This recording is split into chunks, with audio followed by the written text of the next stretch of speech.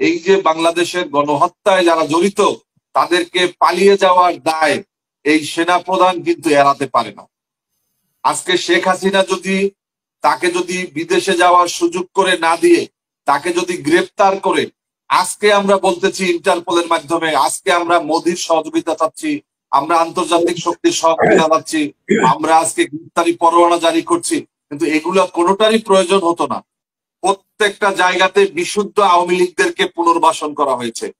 শুধুমাত্র ভোট কেন্দ্রে, আপনি জানেন যে বাংলাদেশের নির্বাচনের সময় ভোট কেন্দ্রে পুলিং অফিসার থাকে, যারা বিভিন্ন প্রাইমারি হাই স্কুলের শিক্ষক, বিভিন্ন সরকারি কর্মকর্তা, এই তাদের ডিএনএ টেস্ট করে তারপরে নিয়োগ দেওয়া হয়েছে যে তারা আওয়ামী পরিবারের কিনা। সর্বশেষ আমাদের স্থানীয় সরকার উপদেষ্টা তিনি বলেছেন যে আওয়ামী লীগের সবাই অন্যায় করেনি, যারা দেশ থেকে পালিয়ে যায়নি তারা যদি নিজেদের ভুল বুঝতে পারে তাহলে তারা চাইলে তারা নির্বাচনে অংশ নিতে পারবে।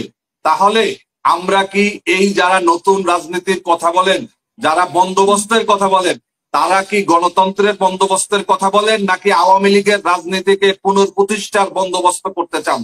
আমাদের অন্তর্বর্তীকালীন সরকারের পক্ষ থেকে গণহত্যার দায়ে অভিযুক্ত এবং যার বিরুদ্ধে ইতিমধ্যে অসংখ্য মামলা হয়েছে এবং আমার জানা মতে এখনো বেশ কিছু মামলা প্রক্রিয়াধীনও আছে, যারা প্রস্তুতি নিয়ে আছে, এবং তারা ইন্টারপোলের মাধ্যমে শেখ হাসিনাকে দেশে ফিরিয়ে আনার জন্য তারা একটা নোটিশও সম্ভবত হয়েছে।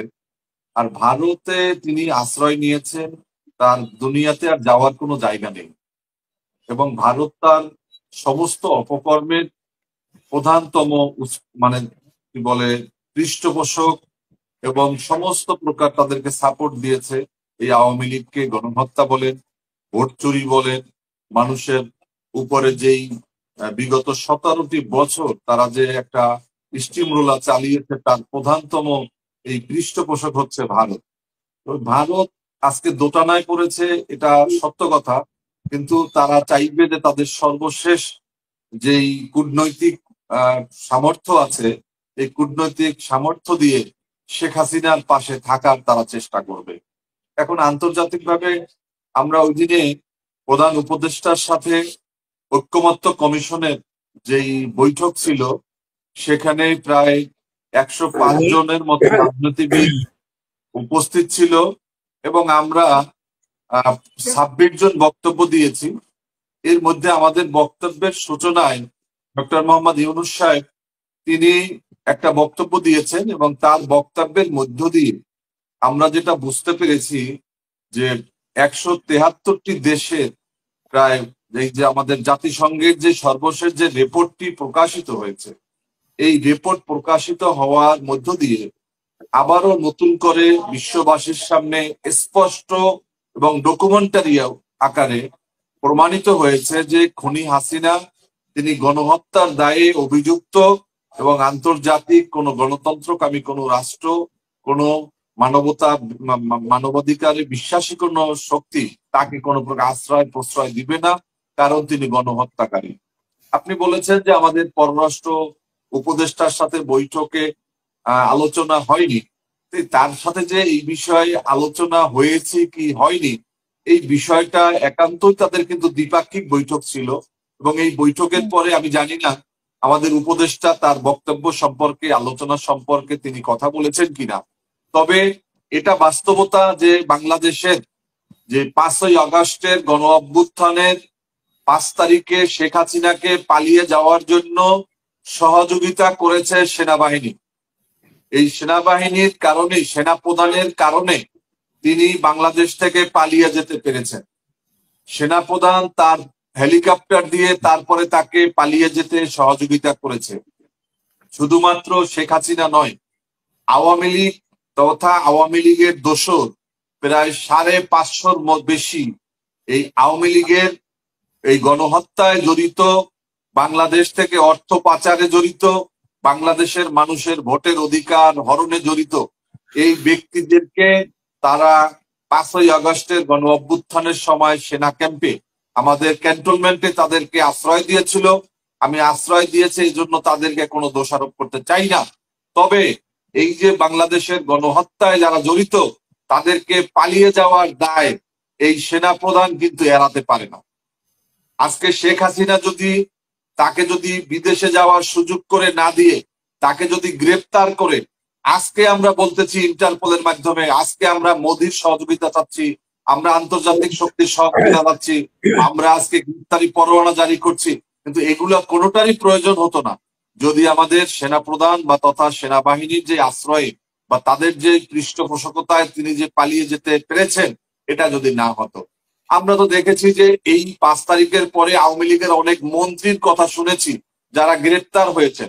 পরবর্তীকালে আমরা জানতে পেরেছি যে এই সেনা বাহিনীর কিছু অফিসার যারা তাদেরকে পালিয়ে যেতে সহযোগিতা করেছে।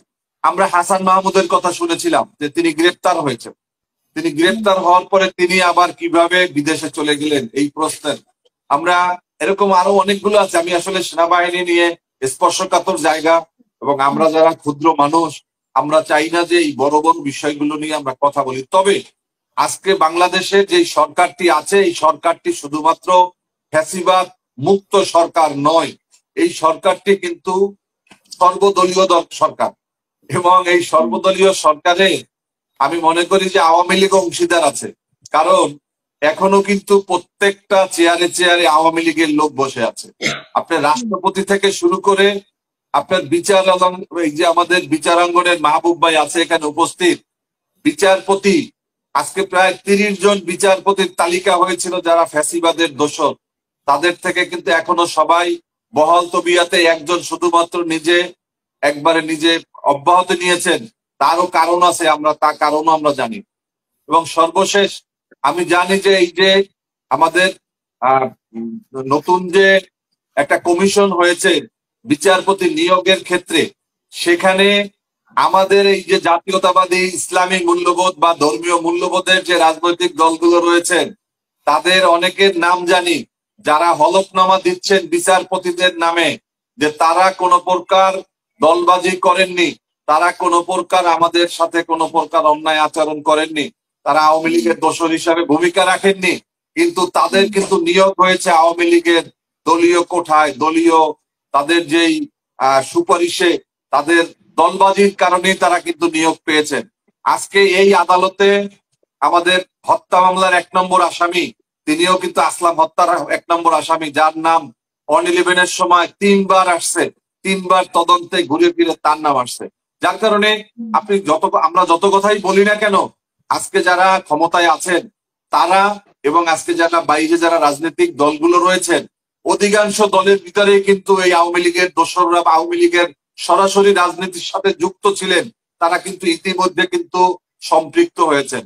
আমি আপনাকে একটা তথ্য দিই, আজকে যারা নতুন রাজনৈতিক দল করতে যাচ্ছেন, এই নাগরিক কমিটি বা যারা ছাত্ররা, তারা কাদেরকে নিয়ে দল করবেন?